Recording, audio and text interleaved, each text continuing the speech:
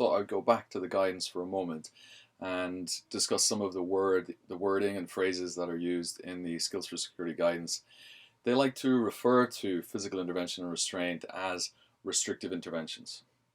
And that describes for them a use of force which limits the movement or freedom of an individual and can involve bodily contact, mechanical devices, or changes to the person's environment. And those interventions, those restrictive interventions, can be either highly restrictive or low-level restrictive. High-level restrictive would severely and intrusively limit the movement and freedom of somebody. Low-level restrictive interventions would limit or contain the movement of an individual who is less resistant, and therefore it can be achieved with less use of force. Here's a graphical representation of how I feel the 4 different ways that you could use force in a hospital environment might look. So we have, obviously, self-protection. So that's a mode of intervention where you're trying simply to protect yourself from an assault, or in a slight divergence from that, you're trying to protect somebody else from assault. But that starts to edge us towards a second category called momentary control. So often in trying to protect ourselves, simply running away is not an option, and instead of running away, we need to entangle ourselves with the person who's being violent and thereby stop them doing what they're trying to do, either hurting themselves, hurting us, or hurting somebody else. That's called the control phase, where we're trying to engage physically with the person, haven't quite got full immobilization of them yet. Now, we call that momentary control currently because a couple of things are going on. Number one, we know that this is dangerous when you go, let's say, one-on-one with a subject. It can be very dangerous from both perspectives, to the subject and to the officer. So if somebody is caught on their own and they need to engage in momentary control of the subject, we want to make sure that you're calling for assistance and that you realize that it is a time-limited activity. So we don't want that to go on for very long, because the longer it goes on, the greater the risks become. As soon as your team or other staff come to assist you, and you now have numbers, then the possibility of actually restraining and holding still and immobilizing that subject, that person, become open to you. So as soon as you've got a team, you've got 2 or more people who can physically engage with the subject, then you have the ability to restrain and hold them.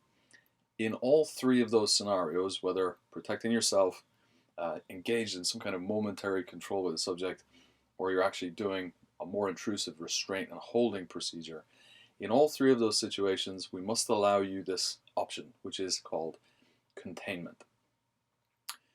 As we'll see in a couple of slides, if possible, contain the subject rather than restrain them, because it can often just be safer for everybody to be behind a barrier, and often it's a closed door or a locked door even, to isolate that person who's being violent from the people that they might hurt.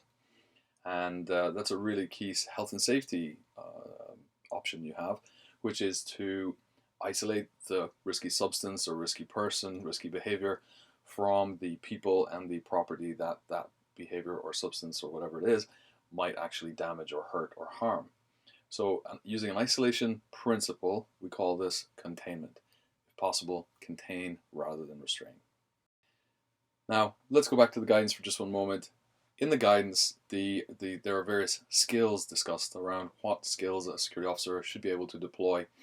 And under the heading of defensive skills, they talk about positioning and movement, skills for avoiding intended assaults, protection against the most likely blows and kicks, releases from the most common grips, and then rescue and separation skills, where you might be running to the aid of a colleague who, to give an example, has had her hair grabbed, and the subject is very deeply entangled with her.